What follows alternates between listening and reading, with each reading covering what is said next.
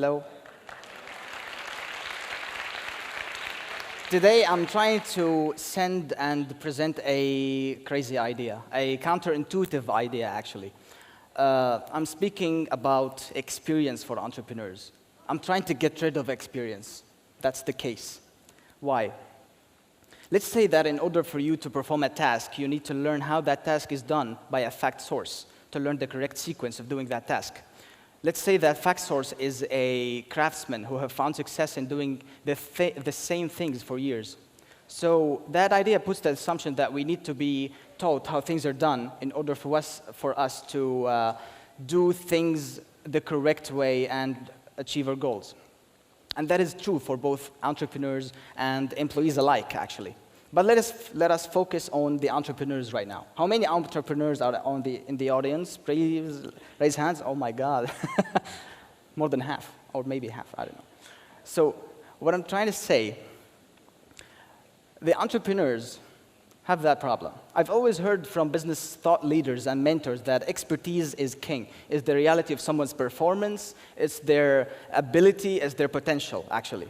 And this is how a lot of companies, or maybe all of companies, validate people in order for them to be hired, actually.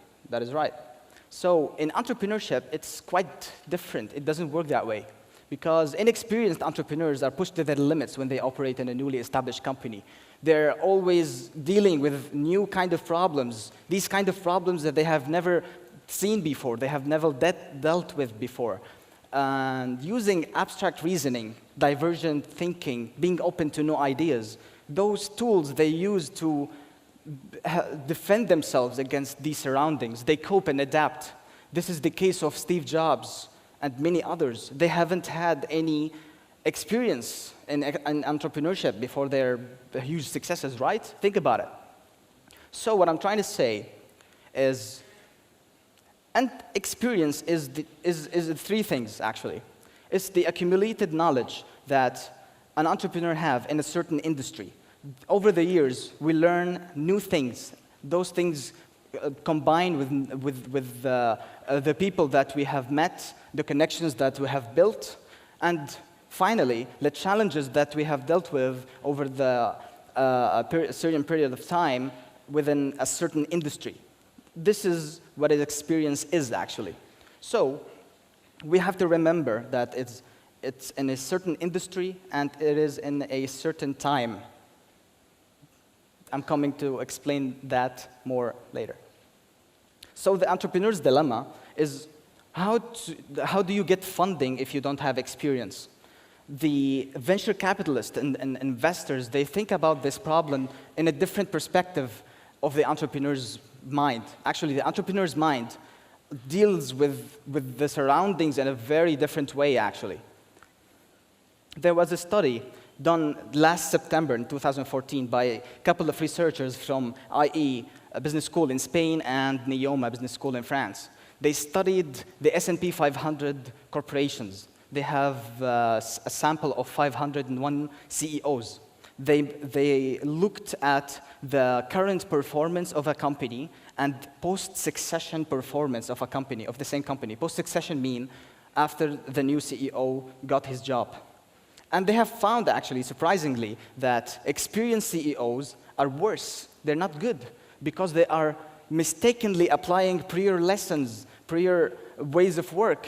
This is the mindset that led them to a lower sales and lower valuation of their companies and stocks.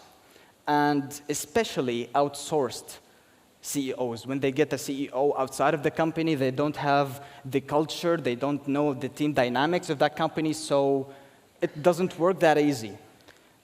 In my next study, there are a couple of researchers also from MIT and Stanford University back in 2011. They have studied the effects that experience and talent have in a firm performance for entrepreneurs. And surprisingly, I love this study because this is where I got this idea from. When you have an uncertain, unfamiliar industry, which is entrepreneurship, by the way, it's always uncertain, always new. We have never seen things before, and we do it all over again. This is entrepreneurship. That's why I'm elaborating and in detail that, please remember, people, this is entrepreneurship. It is not corporations. We are not saying things like HR jobs and sales jobs. It's entrepreneurship. It's new. It always changes, especially technology sector. So, talented entrepreneurs, and by talent I mean the consistent ability to look and validate the entrepreneurial opportunities and act upon these opportunities for you to produce a venture performance like sales and valuation.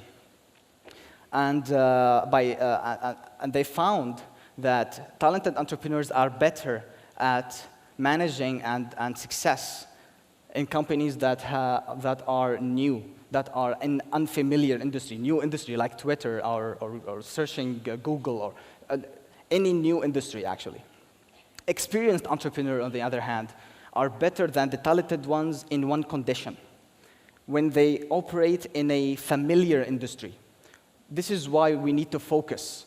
As an investor, if you are an investor and looking to invest in a seed stage company, you need to look for the talent that they possess, not the experience, because their experience wouldn't matter in this situation.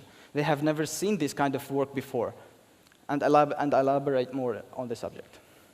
So, all the experience in the world won't help those guys invent a refrigerator, because their experience is extracting ice, cutting ice, selling ice to pubs. They don't think about getting that ice from a refrigerator. It is not experience that you have to have as a successful entrepreneur. You need to have talent. You need to have divergent thinking, open for ideas. You need to learn how to get information out, to how validate information. So my personal experience with this subject, with this matter, can be put to 3 stories. Back in 2010, I started a company with my co-founder that sells books online. We had zero knowledge about books industry. We had zero knowledge about sales, actually. We were like 20 years old. We have never founded a company before. But we were fast learners. We sought advice. We've spoken with a lot of mentors. We were open for new ideas. We didn't sit in the frame of that industry. And as a result, we had over 1,100% growth in sales at the end of the first year. We had 2 book fairs. We sold books online to all over Syria. And at the end, we ended up selling wholesales to universities and competing with local retailers, large retailers. How is this happening? We don't know anything about books industry. That's what I'm trying to say.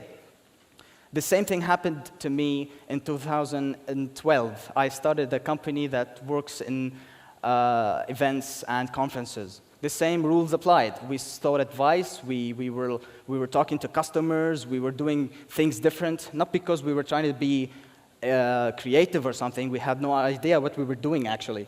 So as a result, we produced some of the most prestigious and highly impact conferences in Syria.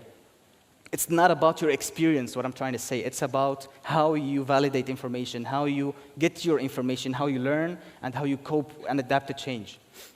And my final story is, I started a company, a tiny company actually, that sells UPS systems. UPS is an abbreviation for alternative power source.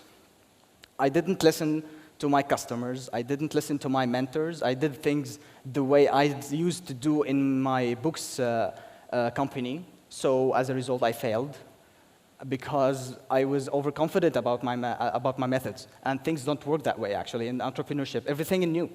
So I hope I don't do that mistake again. Those stories are only related to my story. But actually, I'm friends with a lot of entrepreneurs in the Middle East. And I'm trying to see a pattern that connects the ability to learn fast, be open to ideas, be very lean in doing your tasks.